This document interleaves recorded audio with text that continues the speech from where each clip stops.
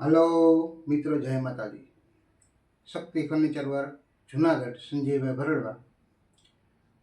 હવે બધા કારીગર ભાઈઓને ખ્યાલ છે કે આપણે કામ કરીએ ત્યારે વધારે ધ્યાન કઈ બાબતમાં રાખવું.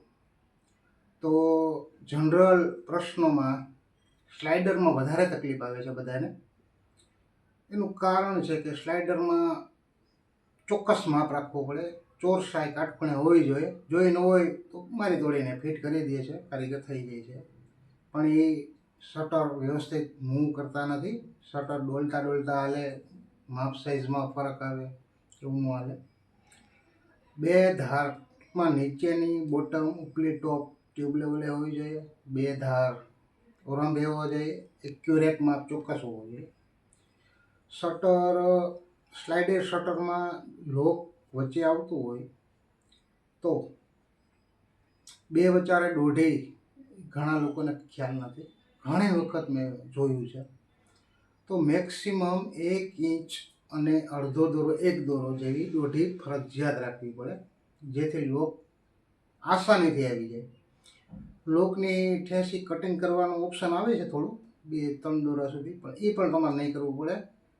અને લોકિંગ કર્યા પછી આરામથી લોક થઈ જશે. લોક શટર હલશે પણ નહીં. આ કાયમી માપ રાખવું જ વ્યવસ્થિત આવી જાય છે, એટલે હું તમને કહું છું. અને મેઇન પ્રશ્ન જે ભૂલ કરે છે કારીગર, કાટખૂણામાં તો કરે જ છે, પણ એ તો થઈ ગયું. હાલો, એક બોક્સમાં કંઈ ફરક નથી પડવાનો. જે છે એ પોઝિશનમાં રોલર હાલવાના છે, ચેનલ હાલવાની છે. નીચેની બોટમ તો તમારે કમ્પ્લીટ સીધી હોવી જોઈએ. જો એમાં આમ કે આમ હશે, રોલર નહીં હાલે વ્યવસ્થિત. એટલે નીચેની બોટમ અને બે ઓરામભા ખાસ ધ્યાન રાખવા. ટોપમાં થોડું જાજુ ફેરફાર હોય તો પેકિંગ હાલી શકે, નીચેના ધારમાં ના હાલે. પછી આપણે સેટિંગ, જે શટર અંદર બેસાડી દો, સોફ્ટ ક્લોઝનું અંદર જે આપણી દાંડી આવે છે એ લગાવી દો, એલંકીથી ટાઈટ કરી દો, બધું થઈ ગયું. પછી સ્લાઇડર મૂવ વ્યવસ્થિત જોઈ લો, એની ઊંચાઈ જોઈ લો, બધી ધાર એક્યુરેટ પરફેક્ટ આવી ગઈ. તો હવે એના સેટિંગ તમને ખ્યાલ છે કે એનું જે રોલર હોય એમાં સ્ક્રૂ કર્યા પછી એક વચ્ચે સેન્ટર બોલ આપ્યો હોય કે તમે એ ખોલો તો શટર નીચે જાય, ટાઈટ કરો તો શટર ઉપર જાય. હવે શટરનું નીચેના લેવલ પૂરતું તમે એ સેટિંગ કરી લીધું, બે ઉપલી ધાર નીચેની ધાર સેટિંગ થઈ ગઈ. પણ કારીગર ભૂલ કરે છે ને એ અહીંયા જ કરે છે.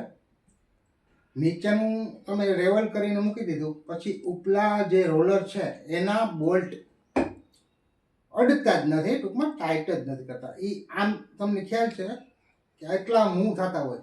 શટર નીચે ઉતારી લઈએ ને આપણે, એના માટે બેરિંગ આખા નીચે મૂવ થતા હોય, એનો લોક હોય, બરાબર. શટર અંદર બેસાડી, રોલર ચડાવી અને તમે સેટિંગ કરી લીધું, પછી તમારી જગ્યા જોઈ લીધી, પછી સેન્ટર બોલ્ટ લાસ્ટમાં ટાઈટ કરી દેવો. સોકેટની વચ્ચે ક્રોસ બોલ આવે છે ફોરપાર્ટ, એને ટાઈટ કરી દેવો. એ ટાઈટ કરશો એટલે ક્યારેય શટર ડોલશે નહીં સ્લાઇડરમાં, અને બેરિંગમાંથી છટકશે નહીં. જો ટાઈટ નહીં કર્યું હોય તો સ્લાઇડિંગમાં વધારે મૂવ કરી દઈએ ત્યારે ભટકાય અથવા એને ચેનલમાંથી નીકળી જાય છે. આ કાયમી હું જોઉં છું આવા મુદ્દા. કાયમી આ પ્રશ્ન બધાને કહું છું કે અહીંયા ધ્યાન રાખો. ઘણી વખત મારે આવા મુદ્દામાં કોઈ કારીગર વર્ગને આપણે પેટા વિભાગમાં આપ્યું હોય તો હું આવું વસ્તુ નિરીક્ષણ જાતે પણ કરી લઉં કે રોલર ખરાબ થાય ને ત્યાં સુધી આપણે ત્યાં ડિસમિસ મારવા ન જવી પડે, સ્ક્રૂ ડ્રાઈવર લગાવવા જવું જ ન પડવું જોઈએ. એટલે આ સ્લાઇડરમાં ધ્યાન રાખવું. લાસ્ટમાં બેરિંગનું સેન્ટર પોઈન્ટ બોલ્ટ ટાઈટ કરી આપવું, નિરાતે જોઈ લેવું, પછી નીકળવું. અને બીજા નંબરમાં આપણે ઓટો ઇન્જીસ તો બધાને આવડે જ છે, લગાવી દે છે. પણ હવે કઈ રીતના ઇન્જીસ આવે, કેટલી ઊંચાઈના શટર હોય તો કેટલા ઇન્જીસ આવે, પછી સોફ્ટ ક્લોઝ લેવા ક્યાં જરૂર પડે, એવું કાંઈ વિચારતા નથી, ઓટો ઇન્જિસ લખી દઈએ એટલે પાર્ટી એની રીતે ચાલુમાં જે મળતા હોય એ લઈ લે છે અને કારીગર કંઈ બોલ્યા વગર ફિટ પણ કરી દે છે. સોફ્ટ ક્લોઝ ન હોય, લાઇટ ઇન્જિસ હોય તો એ શટર ટકે નહીં અને આપણું પણ નામ ખરાબ થાય. એટલે ખાસ નોંધ કરીને ઓટો ઇન્જિસ આવતા હોય તો સારા અને સારા કંપનીમાં સોફ્ટ ક્લોઝ લેવા અને મેક્સિમમ હાઇટ કવર થઈ જાય કે લાંબા શટર હોય 7 ફૂટના તો મેક્સિમમ 6 ઇંચીસ તો ફરજિયાત, 7 ઇંચીસ આવે તો કોઈ વાંધો નહીં, 6 ઇંચીસ તો ફરજિયાત આવે. ધ્યાન રાખજો આ બાબતનું. અને હવે કહીશ તો વિડીયો પણ લાંબો હાલશે. હવે પાછા નેક્સ્ટ વિડીયોમાં આપણે વાત કરશું. જય માતાજી, જય વિશ્વ.